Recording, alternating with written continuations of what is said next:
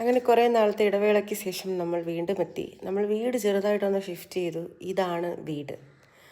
അപ്പം ഈ കാണുന്നതാണ് നമ്മുടെ ഹോള്.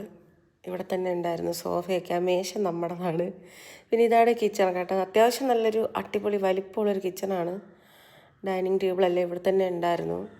പിന്നെ ഇത് വന്നിട്ട് നമ്മുടെ വലിയൊരു ഹോളാണ് കേട്ടോ. വീണ്ടും ഒരു വലിയ ഹോളുണ്ട്. ഇവിടെ നമുക്ക് ടി വി ഒക്കെ സെറ്റ് ചെയ്താൽ സെറ്റായിരിക്കും. പിന്നെ വാഷിംഗ് മെഷീനാണിത്, സെറ്റ് ചെയ്തിട്ടില്ല.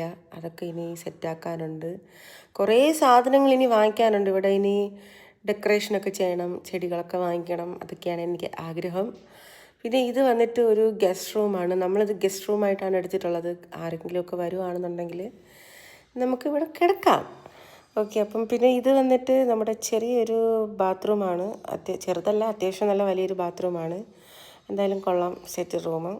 അവിടുന്ന് നേരെ ഓപ്പോസിറ്റ് വരുമ്പോൾ എൻ്റെ ഹസ്ബൻഡിൻ്റെയും ബെഡ്റൂമാണ്. അത്യാവശ്യം നല്ല വലിപ്പമുള്ള, എനിക്ക് തോന്നുന്നു മറ്റേ ഗസ്റ്റ് റൂമിനേക്കാളും ഒരു പങ്ക് കൂടെ വലിപ്പമുള്ള ഒരു റൂമാണ്. പിന്നെ ആ കാണുന്നത് നമ്മുടെ ടോയ്ലറ്റിൻ്റെ ഡോറ്. പിന്നെ ഇത് കണ്ടില്ലേ, നമ്മൾ ഫോട്ടോസൊക്കെ സെറ്റ് ചെയ്ത് വെച്ചിട്ടുണ്ട്. ടി വി സെറ്റാക്കാനുണ്ട്. പിന്നെ ഇത് ചെറിയ വലിയ ഒരു ബാൽക്കണിയാണ്. അത്യാവശ്യം നല്ലൊരു ബാൽക്കണിയാണ് കേട്ടോ. ഇത് വലിപ്പമുള്ള. അപ്പോൾ ഇവിടെ വന്നിരുന്നാൽ നമുക്ക് പറഞ്ഞും ചായ കുടിച്ചും ടൈം സ്പെൻഡ് ചെയ്യാം. പിന്നെ ഇത് താഴത്തെ ആൾ, അതായത് ഹൗസ് ഓണർ താമസിക്കുന്നുണ്ട് താഴെ. അവരുടെ തന്നെ നിലമാണ് അതൊക്കെ. ഒത്തിരി ഫ്രൂട്ട്സൊക്കെ ഉണ്ട്. ഡ്രാഗൺ അല്ലല്ലോ, നമ്മുടെ റംബുട്ടാൻ, ചക്ക, മാങ്ങ, അങ്ങനെയൊക്കെ. ഇത് കണ്ടില്ലേ, ഇതാണ് നമ്മുടെ വീടിൻ്റെ മുകളിലത്തെ നില.